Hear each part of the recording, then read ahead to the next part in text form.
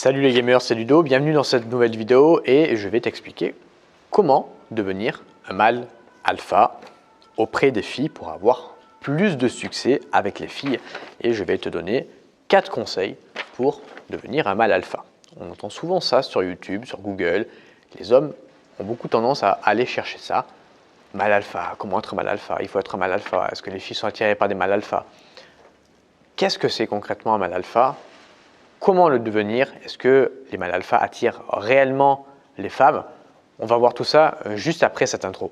Avant de commencer la vidéo, si tu ne me connais pas encore, je m'appelle Ludovic et j'aide les hommes ambitieux à comprendre la psychologie féminine et ainsi avoir plus de succès avec elle. Donc je t'invite à rejoindre la communauté des gamers, à t'abonner et à activer la cloche de notification pour ne louper aucune vidéo. Deuxième chose, j'ai créé spécialement pour toi une série de 4 vidéos 100% gratuites qui va t'expliquer et te montrer concrètement comment aborder une fille, lui donner envie de te revoir et de coucher avec toi. Je t'invite à télécharger ta formation gratuite en cliquant sur le premier lien dans la description.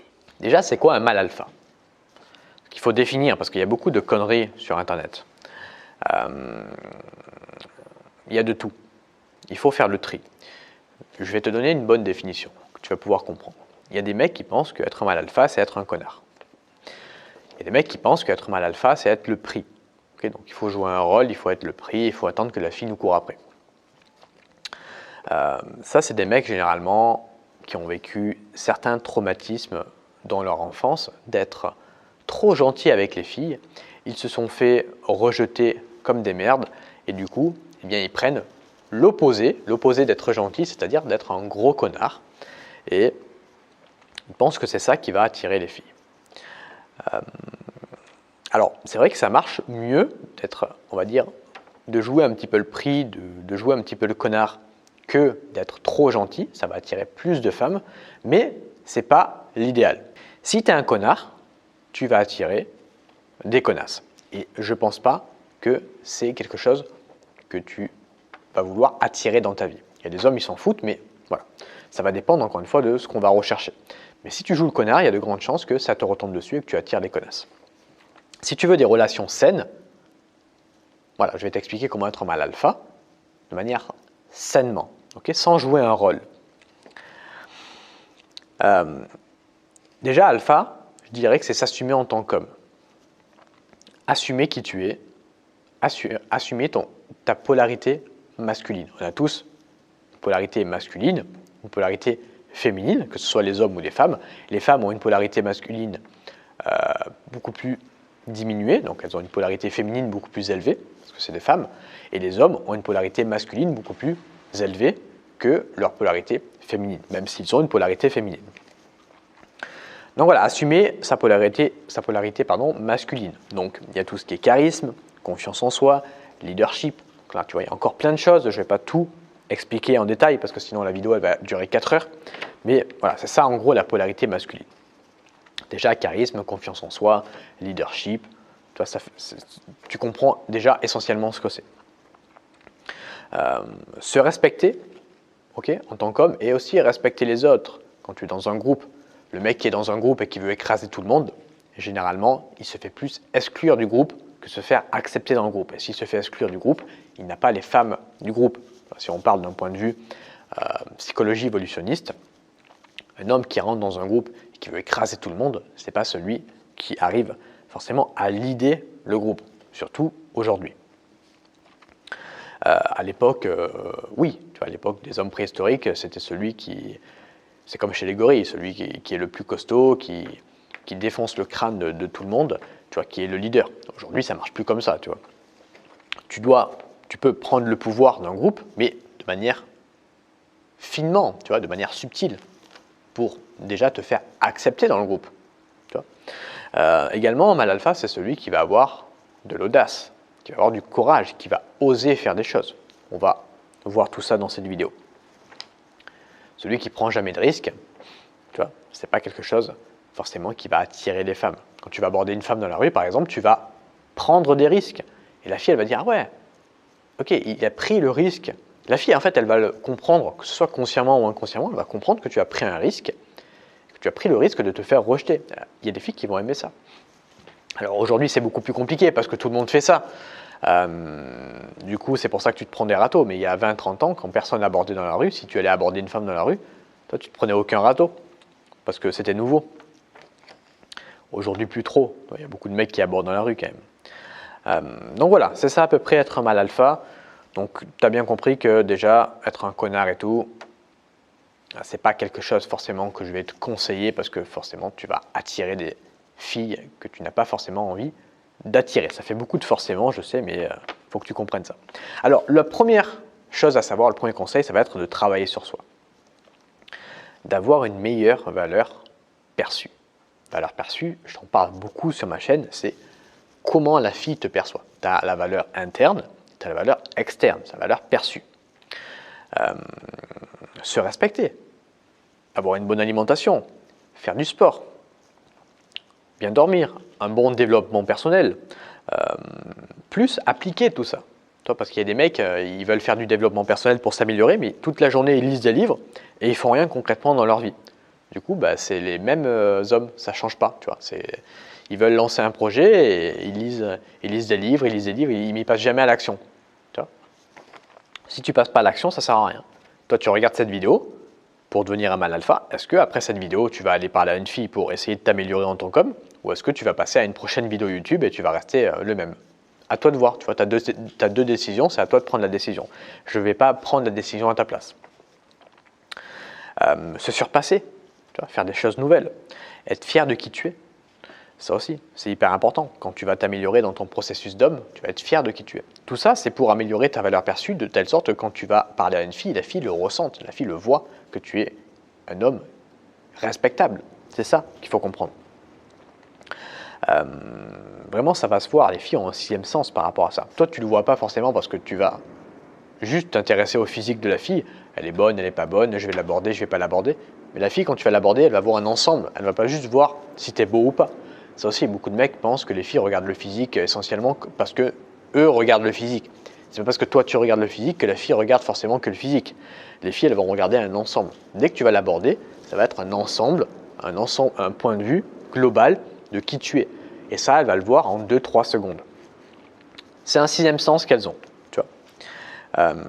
C'est pour ça que généralement, tu peux aller aborder une fille, la fille elle va te dire ah ben non, laisse tomber. Et après, un autre mec va l'aborder et là, d'un coup, ah bah oui, elle est intéressée. Parce qu'en 2-3 secondes, elle a établi un profil global, psychologique du mec et elle voit en 2-3 secondes qui c'est, si ça va marcher ou pas. Donc, les filles ont un sixième sens par rapport à ça. C'est pour ça d'ailleurs que les femmes sont attirées par les mecs plus vieux parce qu'ils ont beaucoup plus d'expérience, beaucoup plus de vécu que les mecs qui ont 20 ans. Toi, si tu m'écoutes, je suis quasiment sûr que tu as entre 20 et 30 ans. Parce que à la vingtaine, quand on est un homme, on n'attire pas forcément les femmes parce qu'on manque d'expérience. Mais tu verras que plus tu vas vieillir, à 30 ans, 40 ans, 50 ans, plus tu vas accumuler de l'expérience, du savoir, des richesses, et plus tu vas attirer les femmes à toi, plus tu vas être séduisant. C'est pour ça qu'on voit des hommes de 60 ans sortir avec des femmes de 20 ans. L'homme, il va chercher la jeunesse, la fertilité pour pouvoir procréer, et la femme, elle va rechercher l'expérience. La sécurité financière, émotionnelle, tu vois, tout ça, tu ne peux pas le retrouver, une femme, elle ne peut pas le retrouver chez un homme de 20 ans.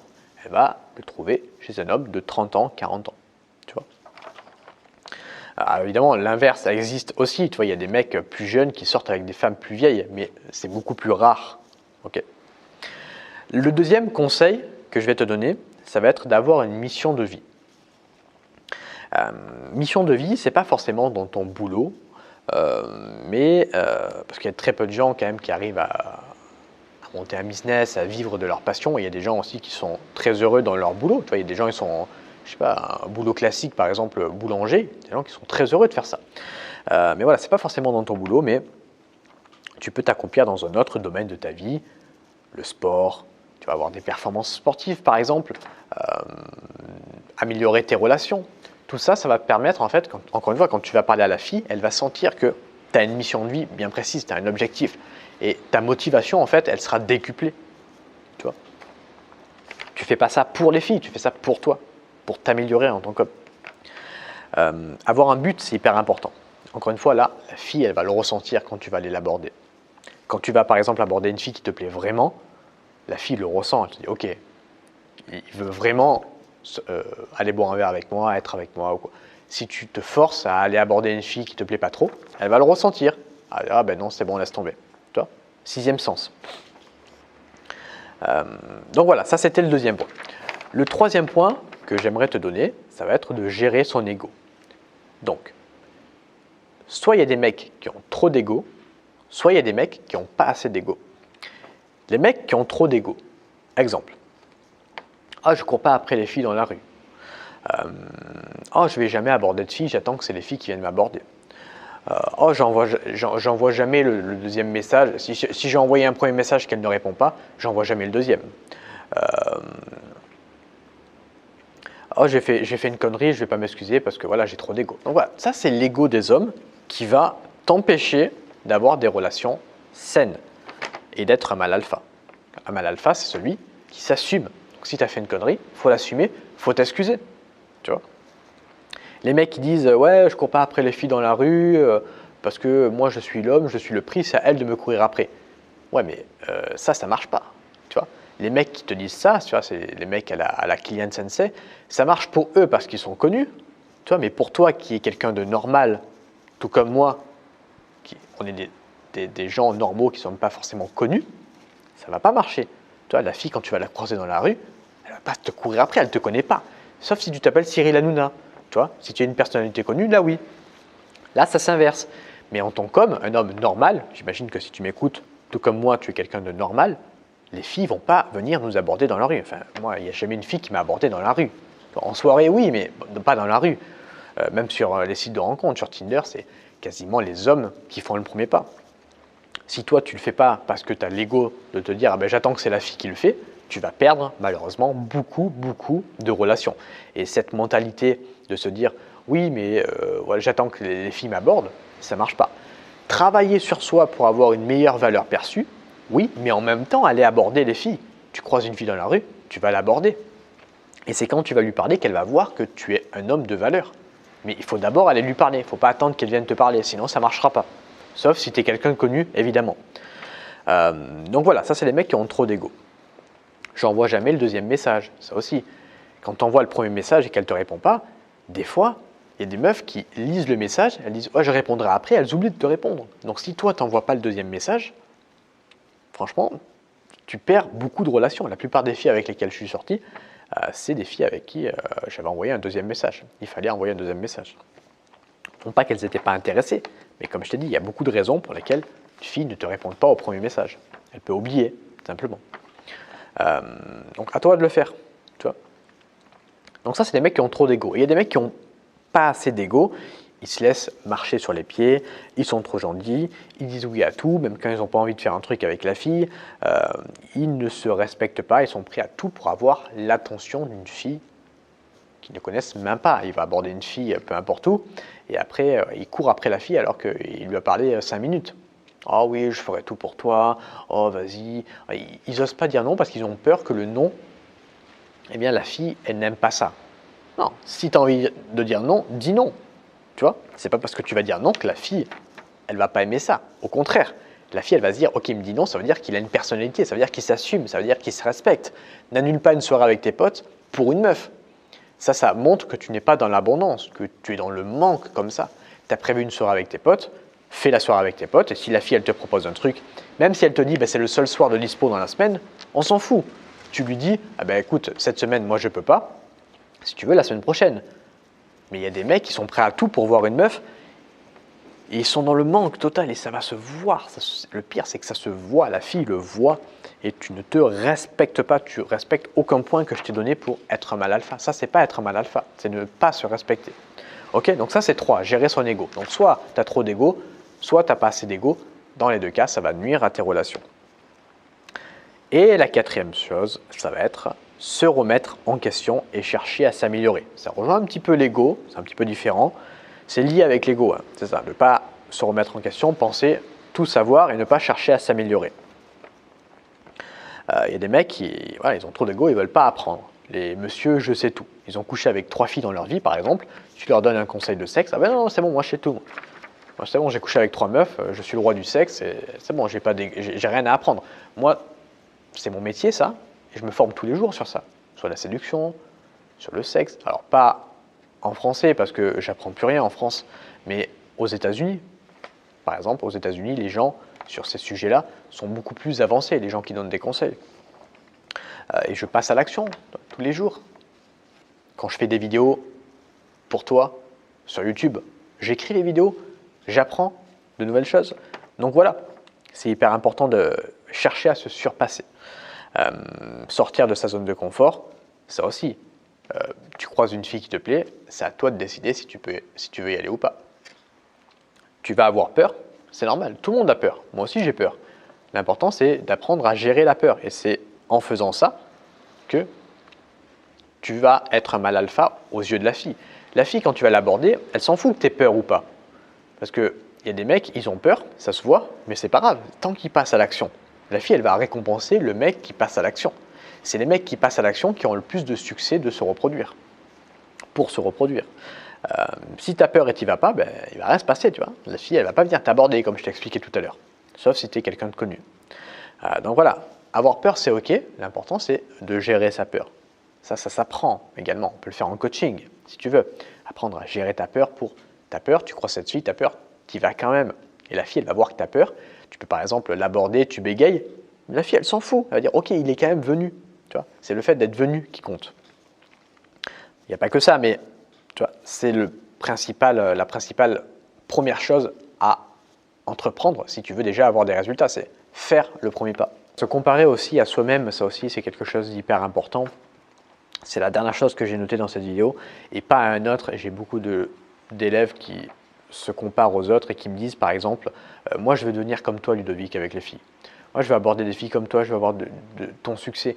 Mais ils se comparent à quelque chose qui n'est pas comparable. C'est-à-dire que tu peux avoir quelqu'un qui va t'inspirer, mais se comparer à… Tu n'as pas le même vécu que lui, donc ça ne sert à rien de se comparer. C'est comme si moi, je sais pas, je me mets au basket et je me compare à Michael Jordan et je me dis, putain, les frappes, moi je ne mets pas des paniers, lui il en met. Et en fait, plus tu vas te comparer à l'autre, plus tu vas créer de l'écart entre les objectifs que tu vas accomplir. Donc le meilleur, si tu veux te comparer, c'est OK, mais le meilleur moyen de le faire, c'est de le faire avec toi-même, de te comparer à toi-même. Si tu commences la séduction et que tu vas aborder des filles, ne te compare pas à moi ou à d'autres personnes. Compare-toi à toi-même d'il y a une semaine, à toi-même d'il y a 2 semaines, d'il y a 1 mois, d'il y a 1 an. Est-ce que tu t'améliores en tant qu'homme sur ça, par rapport à toi, pas par rapport à moi, tu vois? Ça, c'est un truc aussi que je vois beaucoup, une erreur que je vois beaucoup et qui t'empêche d'avancer parce que justement, tu crées un écart dans ta vie qui te fait de plus en plus peur. Et plus tu vas te comparer à quelqu'un de grand, plus ça va te faire peur. Parce que plus tu vas voir justement cet écart entre toi et lui. Et dans tous les cas, tu ne deviendras jamais lui. Donc, compare-toi plutôt à toi-même.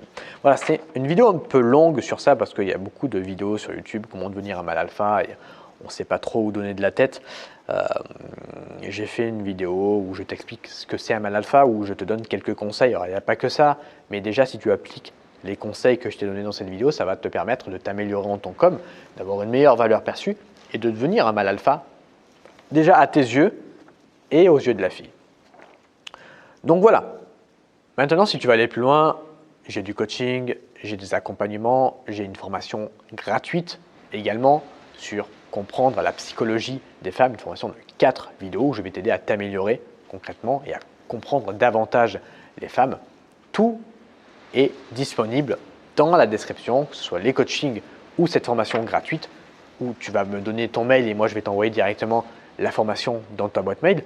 La vidéo elle est un petit peu longue, donc si tu arrives et si tu es encore en train de m'écouter, c'est que vraiment tu es assez motivé. Abonne-toi si tu es nouveau, si ce n'est pas déjà fait. Et moi je te remercie de m'avoir écouté et je te dis à bientôt pour une prochaine vidéo YouTube sur la chaîne des gamers. Salut à toi.